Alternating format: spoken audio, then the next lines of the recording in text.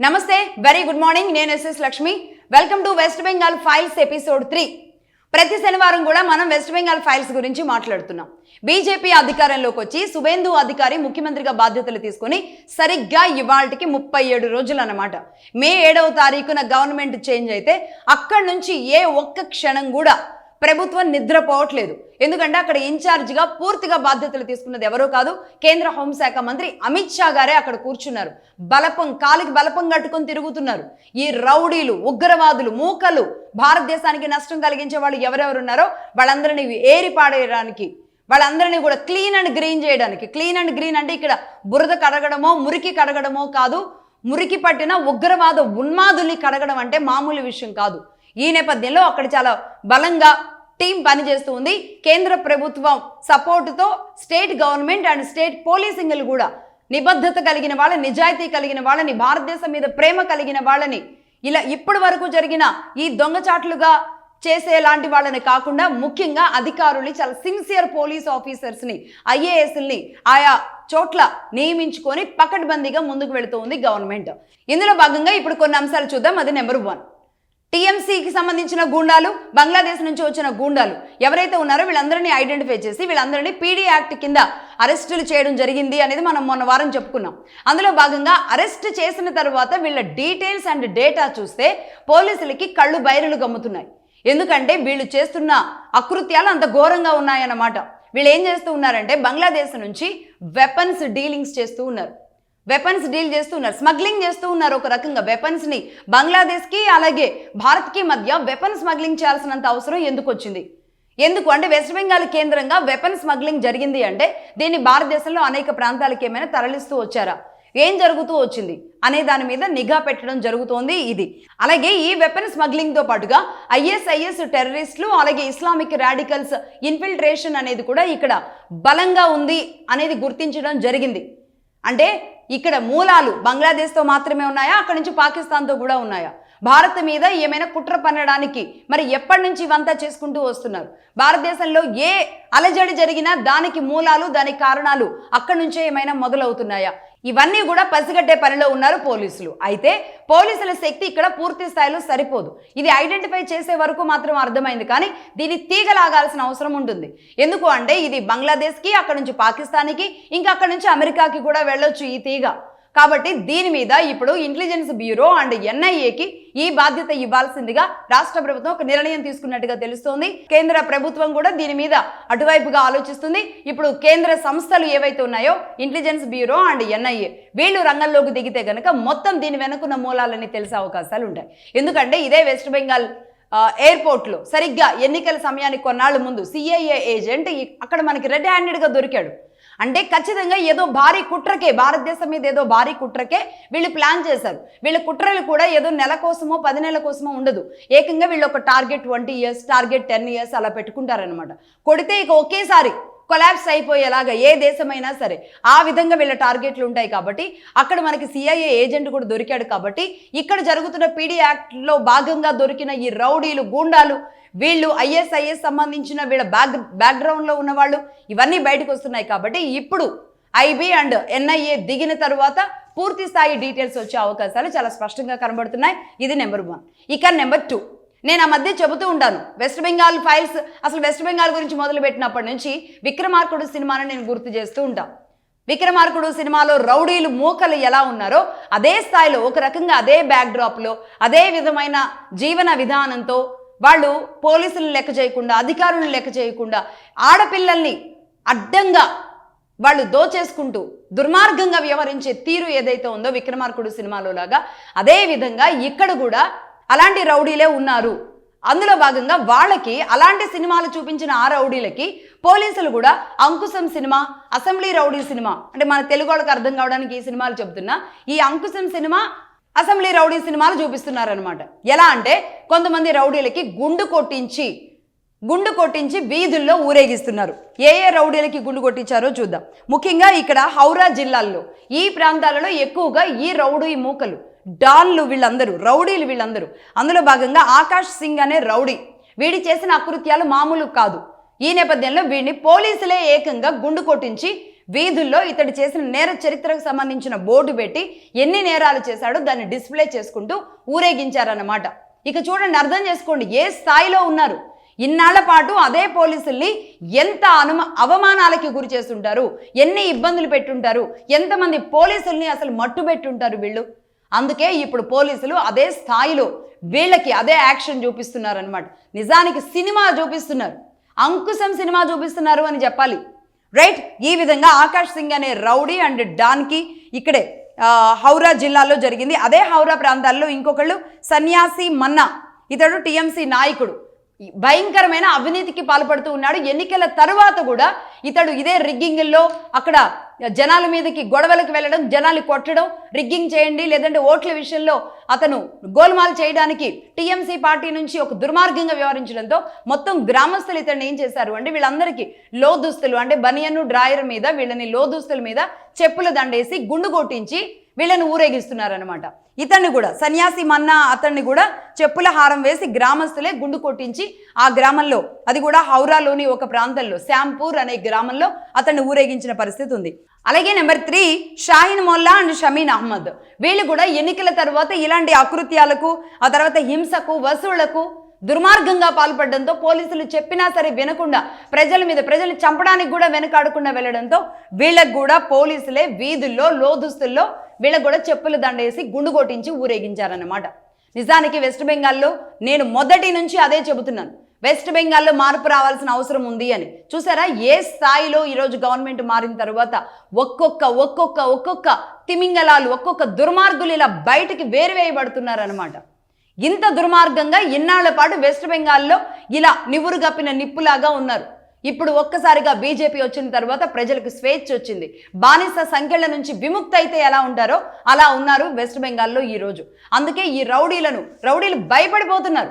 ప్రజలు ఎక్కడ తిరగబడతారో, ఎవరి కంటబడితే ఏమవుతుందో అని ఒక రకంగా కొంతమంది వేషాలు మార్చుకొని రకరకాల గెటప్పుల్లో కూడా తిరుగుతున్నారు అనేది సమాచారం. ఈ విధంగా నెంబర్ 2. ఇక నెంబర్ 3 పొలిటికల్గా చేంజెస్ ఏ విధంగా జరుగుతున్నాయి అనేది మాట్లాడుకోవాలి. పొలిటికల్గా ఇక్కడ బీజేపీ 207 స్థానాలు గెలుచుకుంది, అలాగే టీఎంసీ 80 స్థానాలు గెలుచుకున్న సంగతి తెలిసింది. ఇప్పుడు ఈ 80 మంది ఎవరైతే ఉన్నారో టీఎంసీ ఎమ్మెల్యేలు వీళ్ళంతా వేరు కుంపటికి సిద్ధమవుతున్నారు, వీళ్ళంతా తిరుగుబాటు చర్యలకు సన్నద్ధమవుతున్నారు. మొన్నటికి దాదాపుగా ఆ సంఖ్య 58కి చేరుకుంది, ఇవాళకి ఎగ్జాక్ట్గా 64కు చేరుకుంది. అంటే 80 మందిలో 64 మంది తిరుగుబాటు చర్యలకు దిగారు. అంటే కేవలం ఇప్పుడు మమతా బెనర్జీతో పాటు టీఎంసీలో ఉన్నవాళ్ళు మమతా బెనర్జీతో కూడా కలిపి అంటే 16 మంది, మమతా బెనర్జీ కాకుండా తనతో ఉన్నది 15 మంది అనేది చాలా స్పష్టంగా కనబడుతుంది. ఎందుకు అంటే ఇక్కడ ఆపరేషన్ క్రౌన్ ప్రిన్స్ అనేది మాట్లాడుతున్నారు.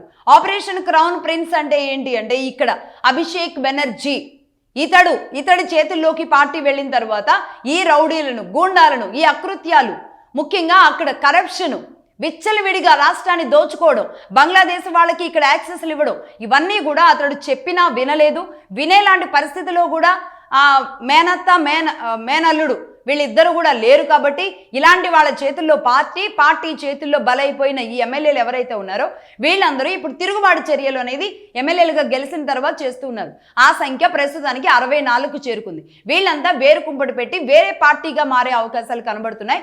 కొత్త పార్టీ పెట్టి టీఎంసీ కాకుండా లేదంటే ఇంకేదైనా సరే వెస్ట్ బెంగాల్ పేరుతో ఒక పార్టీ పెట్టుకొని వీళ్ళంతా అటువైపు వెళ్ళే అవకాశాలు చాలా స్పష్టంగా ఉన్నాయి. లేదు అంటే వీళ్ళందరూ ఇటు బీజేపీలోకి వచ్చే అవకాశాలు కూడా కొంతమంది ఆలోచిస్తున్న పరిస్థితి ఉంది. సో అసెంబ్లీలో చీలికలు అనేది మొదలయ్యాయి.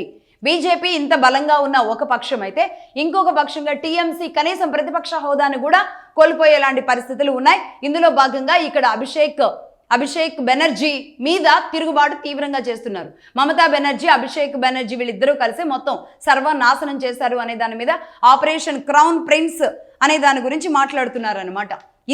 ఇది ఎమ్మెల్యేలు అక్కడ ఉన్న పరిస్థితి. అలాగే ఇదే వెస్ట్ బెంగాల్లో మమతా బెనర్జీ ఎయిర్పోర్ట్లోకి వెళుతున్నా, తను రోడ్డు మీదకి వెళుతున్నా సరే ఏ ఒక్కరూ పట్టించుకుంటున్న పరిస్థితులు లేవు.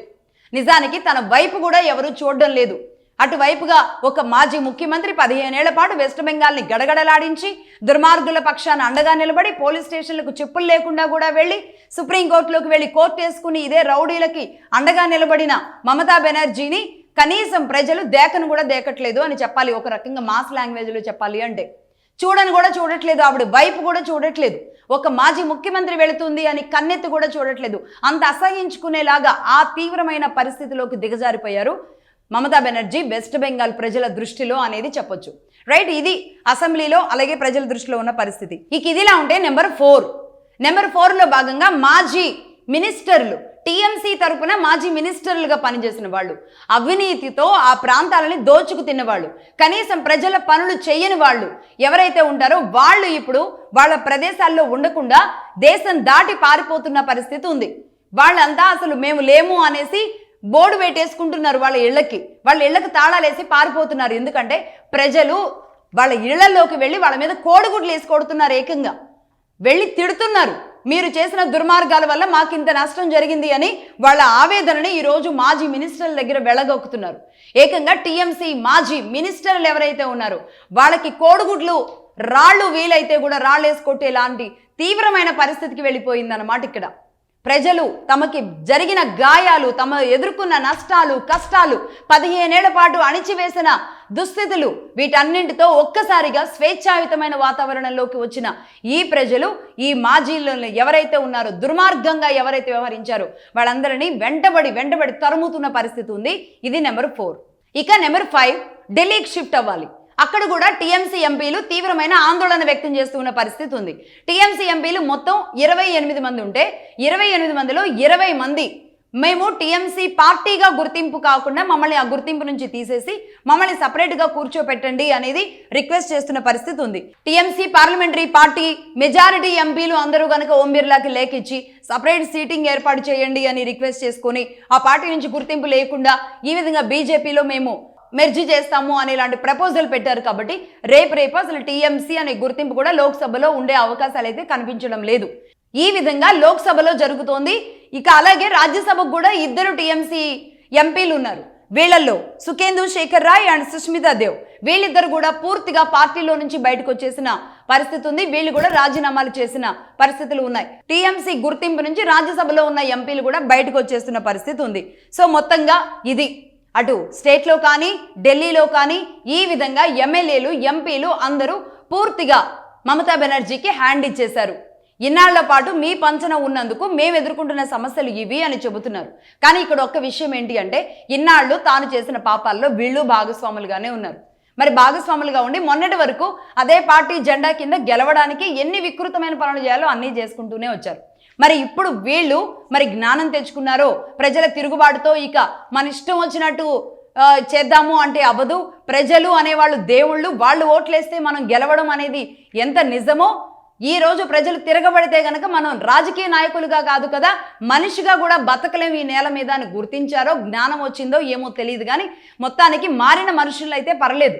కానీ మళ్ళీ మారిన మనుషుల వెనుక మాటున రాజకీయం చేయాలనుకున్నారనుకోండి, ఇదే వెస్ట్ బెంగాల్లో ఇక ప్రతి ప్రజలు కూడా వాళ్లే ఎలాగో ఈ స్మగ్లింగ్తో చాలా వెపన్స్ వచ్చాయని చెప్తున్నారు కదా, ఇక ప్రజలే ఆయుధాలు స్వీకరిస్తారన్నమాట ఇలాంటి దుర్మార్గుల పట్ల.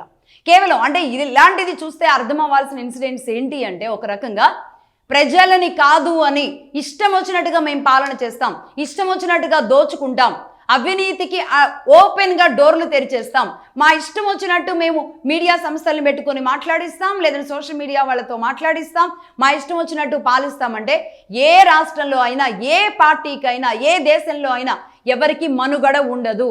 ప్రజలే నిర్ణయిస్తారు ఎవరు ఉండాలి, ఎవరు ఉండకూడదు అని. మేబీ ఇవాళ వాళ్ళ నోర్లు పని చేయలేకపోవచ్చు, వాళ్ళ చేతులు కట్టేయొచ్చు. ఏదో ఒక రోజు చేయి కలిసి తిరుగుబాటుగా మారింది అంటే కనుక అది ఎంత పెద్ద రాజ్యమైనా సరే కూలాల్సిందే. ఈరోజు మమతా బెనర్జీ, వెస్ట్ బెంగాల్లో మమతా బెనర్జీ పీఠం కదిలింది, రాజ్యం కూలింది.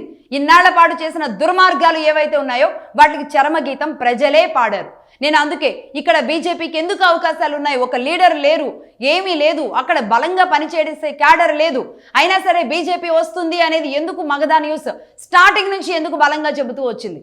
ఎన్నికల నోటిఫికేషన్ రావడానికి ముందే, నెల రోజుల ముందే ఎందుకు మగధా న్యూస్ బలంగా చెప్పింది అంటే, అక్కడున్న ప్రజా వ్యతిరేకత పీక్స్లో ఉంది, కానీ ఎవరు బయటికి మాట్లాడలేకపోతున్నారు, చెప్పలేకపోతున్నారు అని మగధా న్యూస్ సర్వేలో తేలింది అన్న విషయాన్ని నేను మొదటి నుంచి అందుకే చెప్పుకుంటూ వచ్చాను. అది ఏ స్థాయిలో సరిగ్గా 36వ రోజుకి గవర్నమెంట్ చేంజ్ అయ్యి 36వ రోజు, నిన్నటికి 36వ రోజు మారింది అంటే ఇప్పుడు అర్థం చేసుకోండి. గుండ్లు కొట్టించే స్థాయికి ప్రజలే వెళ్ళిపోయారు అంటే అర్థం చేసుకోండి. ఈ విధంగా అన్ని రకాలుగా ఎమ్మెల్యేలు, మాజీ మినిస్టర్లు, ఇప్పుడు ఎంపీలు అందరూ కూడా టీఎంసీకి బాయ్ బాయ్ టాటా చెప్తున్నారన్నమాట. ఇక ఇప్పుడు మమతా బెనర్జీ ఏం చేస్తున్నారు? కనీసం ఆవిడ ముఖాన్ని కూడా ఎవరు చూడకపోవడంతో ఇప్పుడు ఇంకా మళ్ళీ ఆవిడ ఏ కాంగ్రెస్ అండగా ఉండి, ఏ కాంగ్రెస్ ద్వారా కేంద్ర మంత్రి పదవులు అనుభవించి, ఏ కాంగ్రెస్ని మొత్తాన్ని కూడా తన చేతుల్లో పెట్టుకుని వెస్ట్ బెంగాల్లో పనిచేస్తారో మళ్ళీ అదే కాంగ్రెస్ పంచన చేరడానికి మళ్ళీ మమతా బెనర్జీ రెడీ అవుతున్నారు. నిజానికి ఇక్కడ కాంగ్రెస్ పార్టీకి కొంచెమైనా ఉండాలి అనిపిస్తుంది. ఎందుకు అంటే నీ కాంగ్రెస్ మొత్తాన్ని కూడా లేకుండా చేస్తే అక్కడ క్యాడరు ఎన్ని అగచాట్లు పడినట్టు. అక్కడ క్యాడర్ ఉండాలా ఉండొద్దా? క్యాడర్ టీఎంసీకి పనిచేయాలా, కాంగ్రెస్ కోసం పనిచేయాలా? మొన్నటి ఎన్నికల్లో కూడా మళ్ళీ కాంగ్రెస్ని ఎందుకు నిలబెట్టినట్టు? ఈ నిలబెట్టిన వాళ్ళు ఎవరైతే ఉన్నారో వాళ్ళంతా డబ్బు ఖర్చు పెట్టుకొని ఆర్థికంగా వాళ్ళు అన్ని శక్తులు కూడగట్టుకొని పనిచేస్తారు. అలాంటి వాళ్ళని చీట్ చేసినట్ట కాదా ఈరోజు? కాబట్టి ఒక రకంగా ఇక్కడ కాంగ్రెస్ని చూస్తే కూడా అసహ్యం వేసేలాగా కాంగ్రెస్ అధిష్టానం వ్యవహరిస్తుందన్నమాట. ఇదే వెస్ట్ బెంగాల్లో ఉన్న కాంగ్రెస్ నాయకులు, అక్కడ ఉన్న స్టేట్ క్యాడర్ ఎవరైతే ఉంటారో వాళ్ళు ఇప్పుడు సెంట్రల్ క్యాడర్ని, రాహుల్ గాంధీ విధానాలని చూసి అసహించుకుంటున్నారు. ఎవరైతే మొన్న మధ్య టీఎంసీకి వ్యతిరేకంగా కొంతమంది మెసేజ్లు పెట్టారని రాహుల్ గాంధీ సీరియస్గా వాళ్ళకి వార్నింగ్ ఇచ్చారట. దాంతో ఇంకా అక్కడున్న కాంగ్రెస్ కూడా రివర్స్ అవుతుంది, తిరగబడుతుంది వీళ్ళ మీద. ఇలాంటి పార్టీ నడిపితే ఎంత, నడకపోతే ఎంత, మమ్మల్ని ఎందుకు మాతో ఆడుకుంటున్నారు అని వెస్ట్ బెంగాల్లో ఉన్న కాంగ్రెస్ నాయకులు తిరగబడుతున్న పరిస్థితి ఉంది ఇదే రాహుల్ గాంధీ మీద. సో ఈ నేపథ్యంలోనే వీళ్ళ ముసుగులు తీసేశారు. ఈ ముసుగులు తీసేసి రాహుల్ గాంధీ అండ్ ఇక్కడ మమతా బెనర్జీ ముసుగులు తీసేసి మీరు వేరు మేము వేరు అని చూపించిన నాటకాలకి క్లోజ్ చేసి ఇప్పుడు సోనియా గాంధీని కలిసి పార్టీని టీఎంసీని కాంగ్రెస్లో మెర్జ్ చేస్తాను అని ఏకంగా తనే ఈ ప్రపోజల్తో ముందుకెళ్తున్నట్టుగా తెలుస్తోంది. అదే జరిగితే కనుక అప్పుడు మేబీ అక్కడ గ్రౌండ్లో ఉన్న కాంగ్రెస్ అప్పుడు నిలబడడానికి సిద్ధమవ్వచ్చు. ఎందుకంటే కాంగ్రెస్లోనే టీఎంసీని మెర్జ్ చేస్తానన్నారు కాబట్టి ఖచ్చితంగా అక్కడ కాంగ్రెస్ క్యాడర్ బలంగా పనిచేయడానికి అవకాశాలు ఉంటాయి. అలా ఉండాలి. యుద్ధం చేస్తే స్ట్రైట్గా ఈ విధంగా చేయాలి. అలా కాకుండా ఇలా చేస్తూ ఉండడం ద్వారా ఏమవుతుంది అంటే పార్టీ మొత్తం సరిగ్గా 36 రోజుల్లో ఊహించిందా మమతా బెనర్జీ? కౌంటింగ్ రోజు వరకు కూడా, ఆ తర్వాత రోజు వరకు కూడా ఎంత రాద్ధాంతం, ఎన్ని ఆందోళనలు, ఎన్ని ఓవర్ యాక్షన్లు, ఇలాగే ఉంటుంది. ప్రజలు తిరగబడితే ఇలాగే ఉంటుంది. ఎంత పెద్ద రాజకీయ నాయకుడైనా, ఎంత కోట్లకు పడగలెత్తిన వాడైనా ఇవాళ బాగుండొచ్చు, రేపు అనేది ఒకటి ఉంటుంది. అదే కర్మ సిద్ధాంతం. అది రాజకీయంగా కావచ్చు, వ్యాపారంగా కావచ్చు, అవినీతిగా కావచ్చు, దుర్మార్గాలుగా కావచ్చు, అబద్ధాలాడితే కూడా కావచ్చు. ఏదైనా సరే మళ్ళీ కర్మ రిపీట్స్ అవుతుంది. ఇది వెస్ట్ బెంగాల్ ద్వారా ప్రతి రాజకీయ పార్టీ నాయకుడు, తెలుగు రాష్ట్రాల్లో ఉన్న రాజకీయ పార్టీ నాయకులతో సహా అందరూ నేర్చుకోవాల్సిన, తెలుసుకోవాల్సిన అంశం. రైట్? ఇది west Bengal files part 3. That's all for now. చూస్తూనే ఉండండి మగధ న్యూస్.